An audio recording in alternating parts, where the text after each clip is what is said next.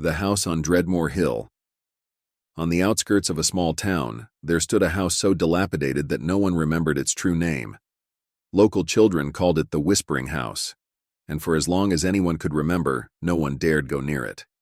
Those who tried to explore its darkened halls were said to disappear, only to reappear years later, whispering incoherent tales of something terrible that lurked within.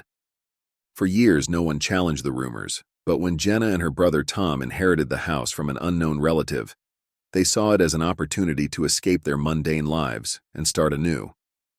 The house, perched on a lonely hill, was surrounded by overgrown weeds and twisted trees that seemed to reach out like bony fingers, desperate to drag anyone close enough into the shadows. But Jenna was determined. Her inheritance was the fresh start she and Tom had longed for. They arrived in the dead of night, the full moon casting an eerie glow over the crumbling structure. The house looked even more menacing up close. Its windows were shattered, and vines wrapped around its skeletal frame like the grip of an ancient beast. "This place, and it's worse than I imagine, Ed," Tom muttered, his voice tight with unease. Jenna, ever the optimist, dismissed his fears. "It's just old, we'll fix it up, make it our own." With a deep breath, they entered through the rotting front door. The air inside was thick, musty, as though the house had been holding its breath for years.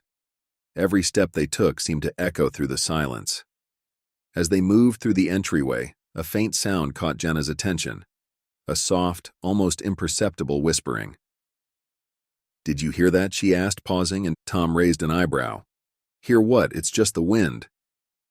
But Jenna wasn't convinced. The whispering continued, growing louder as if beckoning them deeper into the house. Against her better judgment, she followed the sound, her feet leading her through dark hallways where the walls seemed to breathe, shifting ever so slightly. Tom hesitated behind her but followed, his unease growing with every step. They found the source of the whispers in what appeared to be the living room. The space was covered in dust and cobwebs, the air thick with mildew. At the far end of the room stood an old mirror, its surface cracked and warped.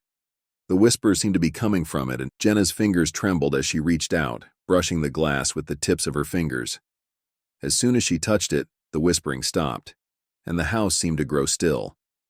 A strange, oppressive weight filled the room, and Jenna's reflection in the mirror shifted. It wasn't quite right. Her eyes were darker, her expression colder. Her reflection grinned at her, a twisted, malevolent grin that sent a chill down her spine. "Jenna, stop," Tom warned, his voice now tinged with fear, but it was too late. The mirror seemed to pulse with dark energy, and the room began to distort around them. The walls closed in, the floor trembled, and a low, guttural growl emanated from somewhere deep within the house. The air grew cold, and the temperature dropped sharply, frosting over the edges of the mirror. Then a figure emerged from the glass, a woman pale as death, with hollow eyes and a twisted smile.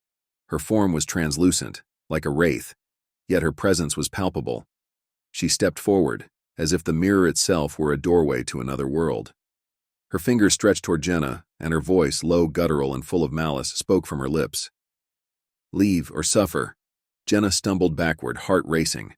The figure's eyes locked onto hers, and the whispering started again, louder this time, filling her head with voices from the past. Suddenly, the woman's form lunged at Jenna, and everything went black. Tom found his sister lying unconscious on the floor, her body cold to the touch. He panicked, shaking her, but her eyes fluttered open only briefly, a vacant, distant look in her eyes. The whispering was gone, but the air still carried an unnatural chill. "We need to leave," Tom whispered, terrified, but as he tried to pull her to her feet, Jenna's hand shot out and grabbed him. "No, we can't leave." Her voice was strange, foreign, like a dark version of herself. "What are you talking about?" Tom's voice trembled. Jenna smiled, her face twisting unnaturally.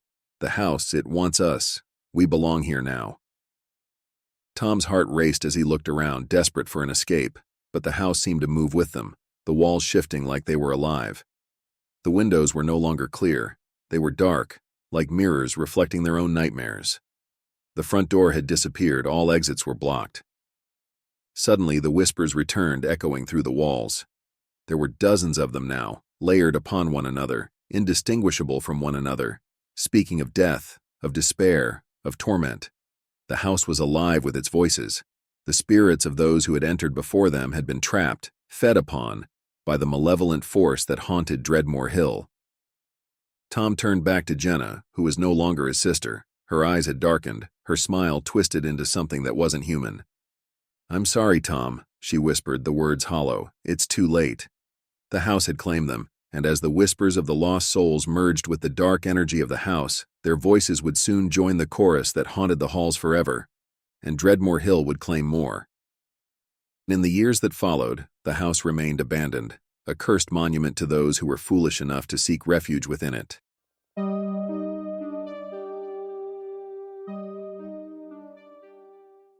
The house at Hallows End. I thought I knew what fear was, but then I stepped into the house at Hallows End. It wasn't my first time dealing with the supernatural. I'd spent years as a paranormal investigator, digging into haunted places, recording EVPs, and sometimes even crossing paths with spirits I wished I hadn't.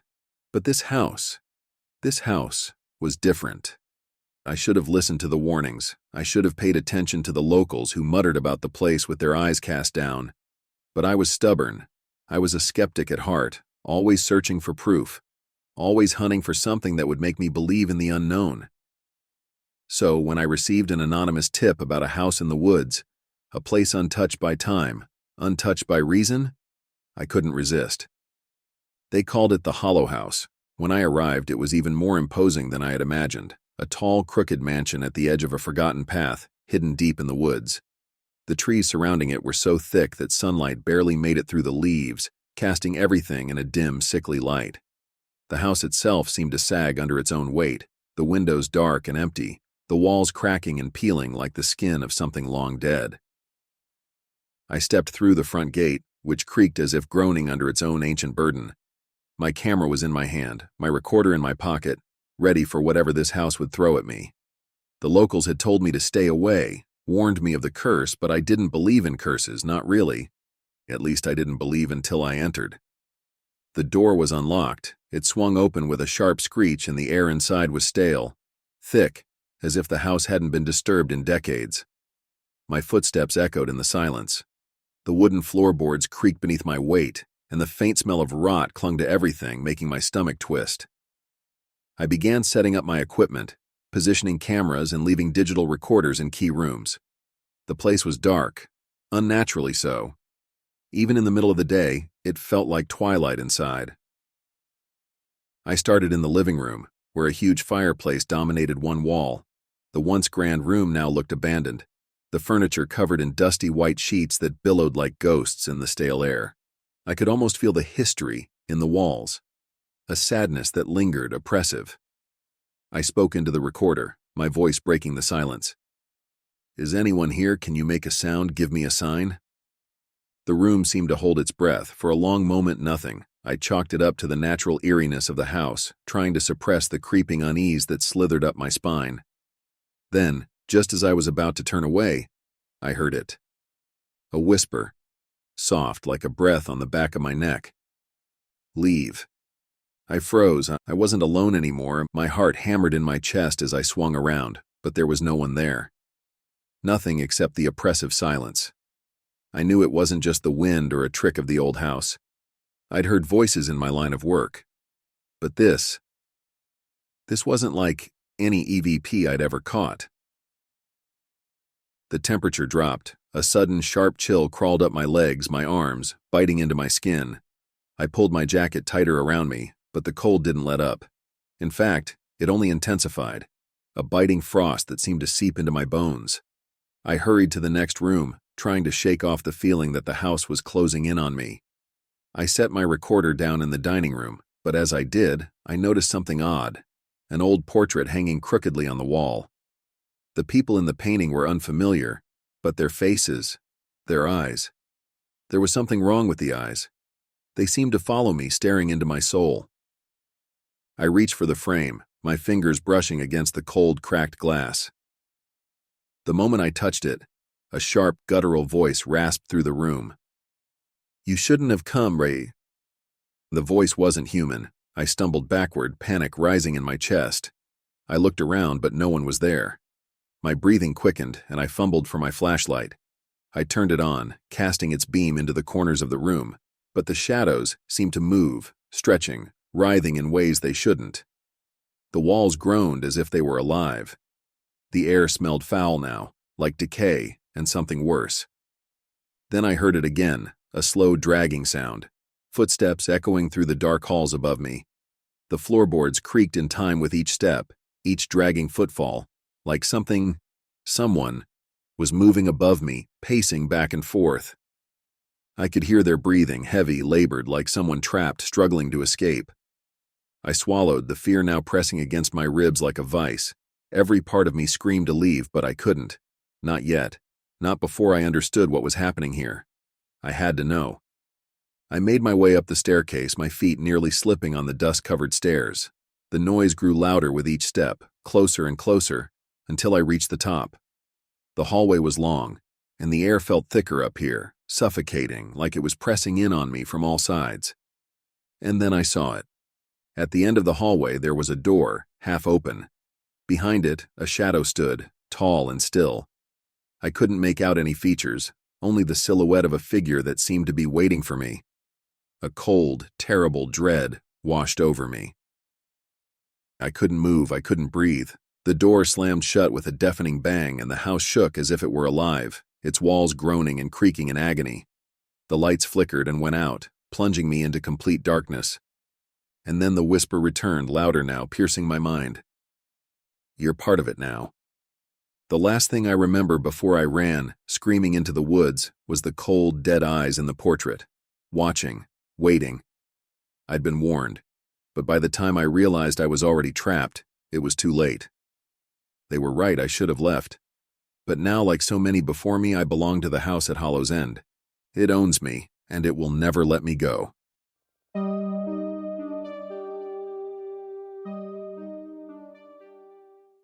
The Widow's House. I never believed in ghosts. I always thought it was just folklore, stories told to scare children or get a rise out of the uninitiated. But then I moved into the widow's house, and everything I thought I knew was shattered. It started when I inherited the property from my aunt, an eccentric woman I hadn't spoken to in years. She was an artist, bizarre, reclusive, and obsessed with the strange. When she passed away, I was the only living relative left, and the house was mine. It was a sprawling Victorian mansion on the outskirts of town, isolated by overgrown gardens and a long gravel driveway that seemed to stretch on forever. The locals spoke of it in hushed tones, but I was too proud to listen to rumors. "Don't go near the widow's house," the old woman at the market warned when I mentioned I was moving in. She never left, and neither did it. I laughed it off.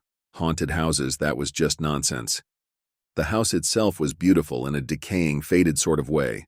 The walls were lined with antique furniture covered in dusty sheets, and the heavy curtains blocked out the sun, casting the rooms in a dim, sepia-toned light.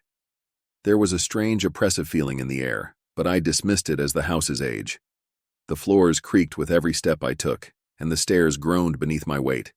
But still, I was convinced it was nothing more than the house settling. It wasn't until the first night that I felt it, that creeping sense that I wasn't alone. I woke to a cold chill in the air, the kind that cuts straight to your bones, even under the thick blankets. The room was completely still, except for the soft sound of something dragging. At first I thought it was the wind or perhaps an animal outside, but then I heard it again, the unmistakable scrape of something moving across the floor. My heart rate quickened. I wasn't alone in the house. Slowly, I reached for the bedside lamp and flicked it on, the light flooding the room with warmth and safety. Nothing, no movement. But the air still felt wrong, heavy, thick with something I couldn't name. I shook it off and went back to sleep, but the sound persisted night after night. It started as faint scraping noises at first, but soon it escalated. It became louder, more distinct. Someone, was dragging itself across the floor. I tried to ignore it, but it was always there, just at the edge of my hearing, in the dead of night. I decided to investigate. The house had a long hallway with several rooms on either side, each more forgotten than the last. On the third floor, I found a room I hadn't noticed before, hidden behind a stack of old furniture and canvases. The door was locked, but I managed to force it open with a screwdriver. What I found inside stopped my breath cold. It was a studio, my aunt's studio. The walls were lined with paintings, but they were all unfinished. Faces distorted in twisted, unnatural forms, figures with hollow eyes and twisted limbs. There was something wrong with each of them, as if they were alive.